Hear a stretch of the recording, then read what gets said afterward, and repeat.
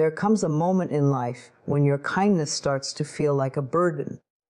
When you give too much, bend too often, and always put others before yourself. Being kind is beautiful, but being soft to everyone can drain your energy, silence your voice, and make you forget your worth. Today, it's time to rise and reclaim your strength, not by becoming cold, but by becoming clear about your boundaries. Kindness is one of the most beautiful qualities a person can possess. It softens hearts, opens doors, and creates connections that nothing else can. But kindness without boundaries is not kindness. It becomes self-neglect disguised as generosity. There is a fine line between being compassionate and being consumed. And when you fail to see that line, you end up giving so much of yourself that nothing remains for you. Exhaustion does not come only from work or physical effort. It comes from constantly saying yes when your heart whispers no, from showing up for everyone except yourself, and from carrying emotional loads that were never meant to be yours. When you extend kindness without limits, you start to deplete the energy that fuels your own growth and happiness. You may tell yourself that being endlessly available makes you a good person, but over time, it drains your spirit. The world begins to expect your softness, and some people may even come to rely on it in unhealthy ways. They learn that you will always bend, always forgive, always give one more chance, even when it costs you your peace. At first, you do it out of love or empathy, but slowly, you start to notice a heavy tiredness in your soul, the kind that no amount of rest can heal. This exhaustion is not only physical, it is emotional and spiritual. You may begin to feel invisible, as though your kindness has become the very reason people overlook your needs. They no longer ask if you are okay because they have become accustomed to your strength. They no longer consider your boundaries because you have never firmly drawn them. And when you finally begin to feel the weight of it, there is a quiet ache, a sense of being used, even unintentionally, because you taught the world that your energy was always available for the taking. It is important to remember that real kindness does not mean self-sacrifice to the point of emptiness. True kindness has roots in self-respect. It starts with understanding that your well-being matters just as much as anyone else's. When you continuously give without replenishing, you are like a candle burning at both ends. It shines for others for a while, but eventually it burns out completely. No one benefits from a person who has lost their spark. The greatest gift you can give the world is your light, but that light needs to be protected and nourished. Saying no does not make you selfish. Setting boundaries does not make you unkind. In fact, it is the opposite. When you honor your own limits, you create space for your kindness to be genuine rather than forced. You offer help because you truly want to, not because you feel obligated or afraid of disappointing others. There is nothing loving about resentment, and that is what grows when kindness has no boundaries. Resentment toward yourself for not speaking up, resentment toward others for not noticing your silent suffering, and resentment toward life for always feeling like you are giving more than you receive. To prevent this exhaustion, you must learn the art of conscious kindness. Pause before you give. Ask yourself, am I giving from a place of love or from a place of fear? Am I saying yes because it feels right, or because I am afraid they will leave, be upset, or think less of me? Every time you betray your own limits, you chip away at your inner peace. And every time you choose your well-being, even if it means saying no, you teach the world how to respect you. Kindness with boundaries is powerful. It says, I care, but I also care about myself. It allows you to keep giving without losing your joy. It creates healthier relationships because the people around you know that your kindness is a choice, not a weakness. When you stop trying to please everyone, You make space to please the one person who has been waiting for your attention the longest. You. And in doing so, something shifts. You find that your energy replenishes more easily. Your heart feels lighter. Your mind grows clearer. And your kindness becomes even more radiant. Because it is no longer a mask hiding your exhaustion, it is an expression of your wholeness. The world does not need you to be endlessly soft. It needs you to be authentically kind, powerfully compassionate, and fiercely protective of your own light. Respect is not something you ask for. It is something you embody. People treat you based on the example you set for them, and that example begins with how you treat yourself. If you constantly dismiss your own needs, ignore your own limits, and allow others to take from you without giving back, the world assumes that is the standard you accept. Respect is a reflection. It mirrors what you project. When you respect your time, your energy, your boundaries, and your worth, others sense it, consciously or unconsciously, and respond in alignment with it. Many times, people are not intentionally disrespectful. They are simply acting within the boundaries you have allowed. If you answer every call, no matter how inconvenient, they will believe your time is always available. If you accept broken promises without speaking up, they will think their words carry no weight. If you consistently give more than you receive, they will come to expect it as normal. It is not always malice. It is a pattern you silently created by placing others above yourself over and over again. Respect is built when you begin to honor your own value. Imagine for a moment that your energy is a currency. Would you spend it on things that drain you and bring no return? Would you hand it out freely to people who do not appreciate it? The same principle applies to your time, your kindness, and your heart. When you value these things, you no longer waste them on those who misuse them. You share them with intention with those who see them as precious. This act alone shifts the way people see you. There is great power in learning to say no without guilt. When you say no to something that dishonors you, you are saying yes to your peace. You are teaching others that you are not endlessly available, that your presence is something to be valued, not taken for granted. People may not like it at first, especially those who benefited from your lack of boundaries, but over time they adjust. They either rise to meet the new standard you have set or they fall away, and both outcomes are a blessing. Respecting yourself also means respecting your dreams, your priorities, and your well-being. If you always put your goals aside to accommodate others, they will assume your dreams are optional. But when you make time for your own growth, when you decline invitations to protect your focus, when you show up for yourself with the same devotion you once gave everyone else, people start to see that your journey matters. And in that realization, they begin to treat it with the same seriousness you do. It is not about being selfish. It is about being balanced.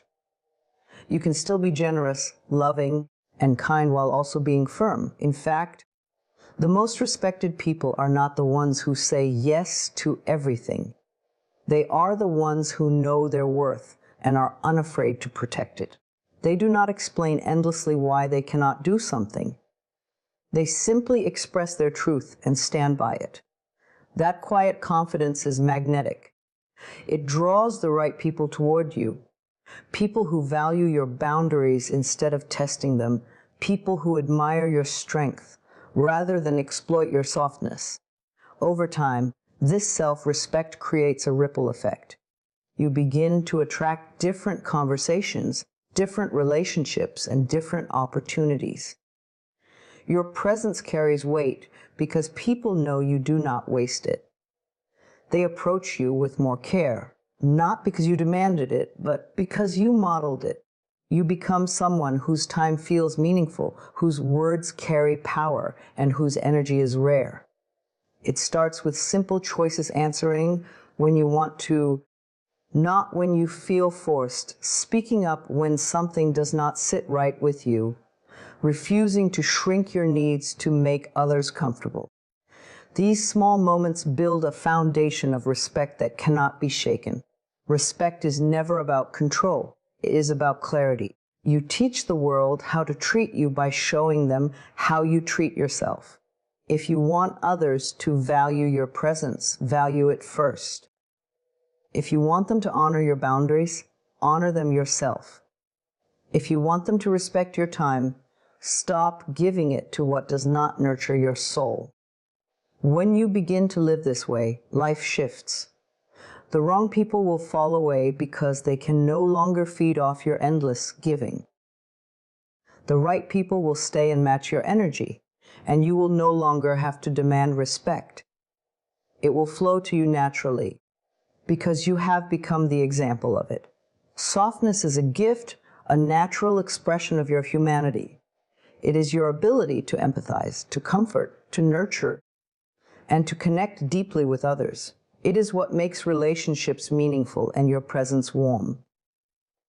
But when softness stands alone, without the support of strength, it can become a vulnerability that invites manipulation. There are people who see your gentle nature not as something to honor, but as something to exploit. They sense your willingness to forgive quickly, to overlook their faults, to keep giving second chances, and they use it as an opening to take more than they should. Being soft is not the problem. The problem arises when your softness lacks the backbone of clear boundaries, when you do not assert your limits, when you silence your discomfort to keep the peace, when you choose to absorb disrespect rather than confront it. You unintentionally teach others that they can act carelessly without consequence. Manipulation often does not start with cruelty. It begins with testing. A small favor asked repeatedly, a promise broken and excused, a pattern of words that sound sweet but actions that betray them. Each time you let it slide, each time you smooth over your discomfort, the line between love and misuse blurs. Strength is what gives softness its true power. It is the quiet confidence that says, I care, but I will not be mistreated. It is the courage to walk away when someone's behavior is harmful, even if your heart still feels connected. It is the ability to remain compassionate without becoming naïve. Strength does not mean becoming cold, harsh, or unfeeling. It means staying warm without allowing others to burn you. When softness is unguarded, manipulators thrive. They sense that your desire to avoid conflict outweighs your desire for fairness. They learn the right words to keep you from speaking up, to make you doubt your instincts, to keep you tangled in a cycle of giving more while receiving less. Over time, this can wear down your self-esteem. You start to wonder if being kind is the reason you are being taken advantage of, and you begin to question the value of your own heart. But the truth is, softness is not your weakness, it is your essence. What needs to change is not the softness itself, but the way you protect it. Just as you would shield a delicate flower from harsh weather, you must shield your gentle nature with strong boundaries. This means learning to recognize the signs of manipulation early. When someone dismisses your feelings, when they take your generosity for granted, when their actions do not match their promises, it means asking yourself, does this person respect my softness, or do they rely on it to excuse their behavior? Strength also shows in the decisions you make about where you invest your energy. Not everyone deserves your openness. Not everyone has earned access to your vulnerability. When you choose to reserve your deepest care for those who reciprocate it, you do not become less kind, you become wiser with your kindness. There is a powerful shift that happens when softness and strength work together. You can still listen with empathy, but you also speak your truth. You can still forgive, but you do not forget the lesson. You can still give, but not at the expense of your own well-being. This balance creates relationships built on mutual respect rather than silent expectation. People learn that your heart is open, but it is not unguarded. They realize that you are generous, but you are not to be taken lightly. And in this state, manipulation loses its grip. Those who once tried to bend your softness to their advantage either transform or disappear. They can no longer play the same games because you no longer participate. You see through the flattery that comes with hidden intentions. You hear the excuses that used to soften your resolve, and instead of bending, you stand firm. The journey to this place is not about becoming hard. It is about becoming whole. Softness without strength leaves you at the mercy of others' intentions. Softness with strength makes you unshakable. It allows you to love without losing yourself, to care without being consumed, to be present without being used. It teaches others that your kindness is not a weakness to exploit, but a treasure to honor. When you carry both, you radiate a different kind of presence, one that is warm yet powerful, approachable yet respected. People feel safe with you, but they also know your boundaries are real.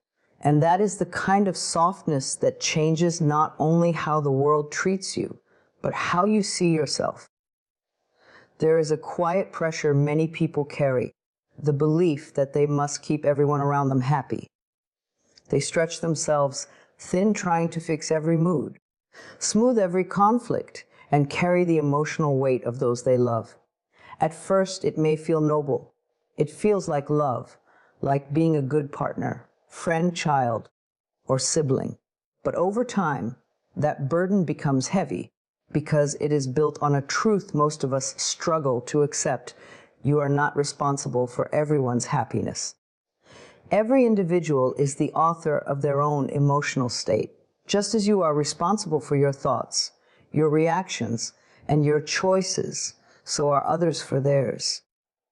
When you try to take on their responsibility, you rob them of their own power to heal, to grow, and to find balance within themselves. You begin to believe it is your job to make them smile, to remove their pain, to ensure they are always okay. And when you cannot, you feel guilt that is not truly yours to carry. This belief often comes from love or fear. Love because you care deeply about them. Fear because you are afraid of their disappointment, anger, or withdrawal if you stop trying to hold everything together. But the truth is, no matter how much you do, you cannot create lasting happiness for someone who is unwilling to seek it for themselves. You may provide moments of comfort, but if their inner world is not aligned, those moments pass like water through open hands. Trying to be the source of everyone's happiness leads to emotional exhaustion. You find yourself drained, not because you are giving too much love, but because you are giving it in a way that depletes you, constantly trying to fix what you did not break. You neglect your own needs, silence your own feelings, and sometimes even compromise your boundaries in the name of keeping peace. And yet, the more you give, the more some people expect. It becomes a cycle where your worth feels tied to how well you manage the moods and comfort of others. But here is the powerful truth. It is not your job to save anyone. It is your responsibility to show up with kindness, to offer support when it aligns with your heart, but not to carry the emotional weight of another person's choices or their unwillingness to heal. When you stop trying to be the permanent source of someone else's joy, you allow them the space to develop it themselves. You respect their journey enough to let them grow, even if it means they must face discomfort along the way. This does not mean you stop caring. It does not mean you become cold or distant. It means you start caring in a healthier way, one that honors your well-being while also respecting their independence. It means you listen when they are in pain, but you do not abandon yourself to fix it. It means you support their dreams, but you do not pause your own to carry them there. Happiness is a personal responsibility. Every person has the ability to choose their thoughts, to release what no longer serves them, to seek help, and to create joy from within. When you step back from trying to manage everyone's emotions, you reclaim your own life. You begin to notice how much time and energy you have been spending trying to keep others content, and you redirect that energy toward your own growth, your own healing, and your own peace. There will be people who resist this shift.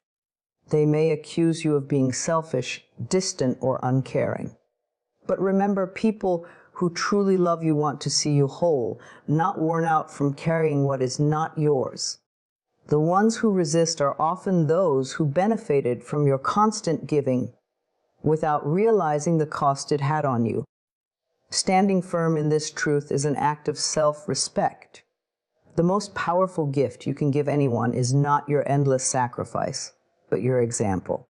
Show them what it looks like to take responsibility for your own happiness, to set boundaries without guilt, to choose joy for yourself without needing others to change first. In doing so, you give them permission to do the same. When you let go of the need to make everyone else happy, you finally create space for authentic connections, where love flows freely, not out of obligation, but out of mutual respect. You become lighter, freer, more at peace. And the happiness you do offer is no longer forced. It is real because it comes from a place of fullness rather than depletion. Love is often pictured as soft, gentle, and endlessly forgiving. It is shown as the warmth that wraps around others, the comfort that never falters, and the patience that never ends. But there is another side to love, one that is less spoken of, yet just as vital: tough love. This form of love does not always feel comfortable, and it is not always easy to give or to receive. It is the kind of love that says, no one's saying, "This would be easier." It sets boundaries where none existed before. It walks away from situations that drain the soul, even when the heart wants to stay. Tough love is not cruelty. It is not harshness for the sake of control or punishment. It is love that is willing to risk discomfort for the sake of growth. It understands that enabling harmful behavior is not care. It is permission for that behavior to continue. Sometimes, the most loving thing you can do for someone is to let them face the consequences of their actions, to stop shielding them from the lessons they need to learn. When you practice tough love, you are saying, I care enough about you to be honest. I care enough about myself to protect my peace. I care enough about our future to stop pretending that everything is fine. It is an act of strength because it often goes against your natural desire to comfort, to heal, to fix. It requires courage to let someone be uncomfortable, to step back when your instinct is to step in, to choose truth over temporary harmony. There will be times when tough love means speaking words that someone does not want to hear. It may mean telling a friend that their choices are damaging their life, even when they may pull away in anger. It may mean refusing to give more chances to someone who continues to break promises. It may mean holding your ground with a loved one, knowing that their immediate reaction might be disappointment or resistance. This is not easy, especially if you are used to keeping the peace or being the one who always makes others feel better. But love is not about always making others comfortable. It is about helping them grow and helping yourself remain whole in the process. If love always sighs, even to things that hurt, it stops being love and starts being self-betrayal. Tough love also extends inward. Sometimes it means holding yourself accountable when you would rather give yourself excuses. It means ending habits that keep you small even when they bring temporary comfort. It means creating discipline, keeping promises to yourself, and doing what is necessary for your long-term well-being rather than your short-term ease. This, too, is love. the kind that sees your potential and refuses to let you settle for less. When others experience your tough love, they may not thank you at first. They may feel rejected, hurt, or even betrayed. But with time, many come to see that the boundary you set, the decision you made, or the truth you spoke was an act of care. It allowed them to face what they were avoiding. It showed them that respect is part of love. And that love does not mean losing yourself to keep someone else comfortable. Tough love teaches others how to grow stronger while teaching you how to stay true to yourself. It is not about closing your heart. It is about protecting it so it can stay open for what truly nurtures you. It is about showing others that they are capable of standing on their own and that your presence is a gift, not a guarantee. Many people confuse tough love with rejection, but they are not the same. Rejection is turning away from someone to avoid connection. Tough love is standing firm because you value connection enough to want it to be real, honest, and healthy. Practicing tough love will not always feel good in the moment. It may bring tears, silence, or distance. But over time, it clears space for relationships that are rooted in mutual respect, for bonds where love flows freely because it is no longer entangled with resentment or quiet suffering. It allows your kindness to remain genuine, your heart to remain open, and your life to remain yours. The truth is, love is not only about giving comfort, it is about creating growth. And sometimes growth requires discomfort. Tough love is a form of deep care that says, I want what is best, even if it means we both must be uncomfortable for a while. It honors your worth and theirs. It protects your peace and their potential. It is not easy, but it is real, and real love is what truly lasts. Power is often misunderstood. Many see it as force, dominance, or the ability to control others, while others think it comes from constant yielding, pleasing, and bending to avoid conflict. But real power is neither extreme. True power arises from balance, the balance between giving and receiving, between softness and strength, between standing firm and being open.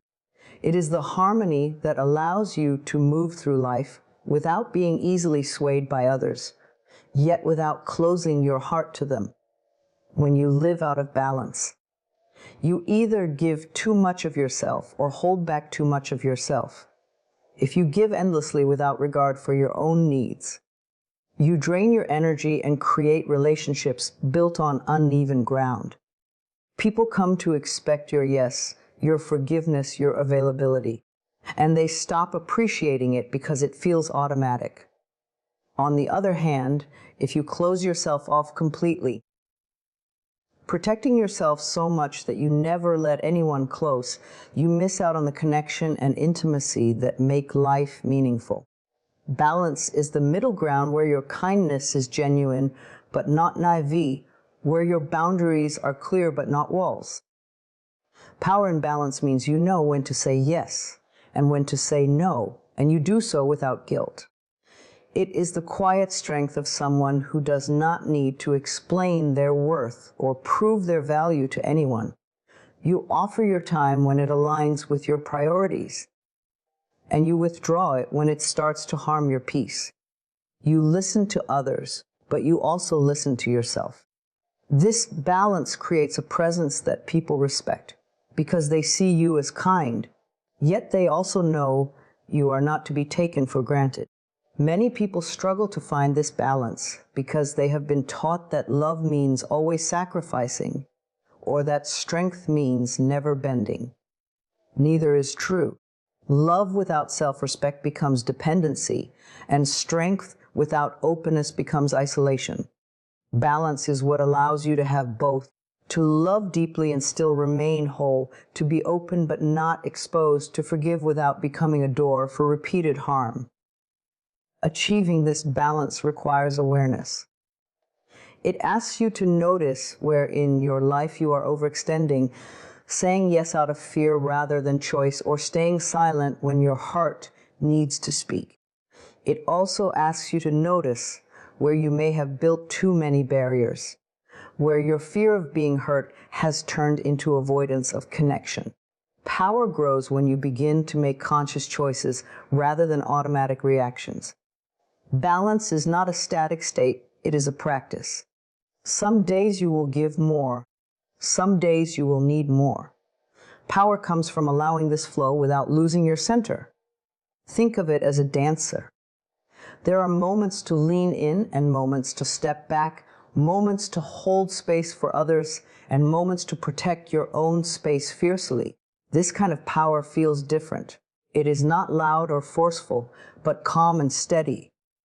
People feel it when you enter a room, not because you demand attention, but because your energy carries both openness and strength. They sense that you are approachable, but also self-respecting. They know you can offer support, but you will not abandon yourself to give it. Living in this balance also frees you from the cycle of resentment and depletion. When you are always over-giving, resentment builds quietly in the background, even if you never speak it. When you live with too many walls, loneliness lingers even when you try to convince yourself you are fine. Balance releases both. It creates relationships where love feels light because it is mutual, and where your presence is a choice, not an obligation. The path to this balance begins with listening, to your feelings, to your limits, to the quiet signals your body and spirit give you when something feels off. It continues with small acts of alignment, saying no to things that drain you, saying yes to things that nourish you, pausing before you react, and remembering that you are as deserving of care as anyone you care for. Power comes from this kind of living. It is not about controlling outcomes or people. It is about mastering your own energy. It is about being soft enough to love and strong enough to walk away. It is about giving with an open heart and receiving with an open hand without guilt, fear, or attachment. When you live in balance, you do not need to chase respect or beg for appreciation. They flow naturally towards you. People know where they stand with you. They feel your presence as something steady, not desperate. And you, in turn, feel your own life become lighter, stronger, and far more peaceful.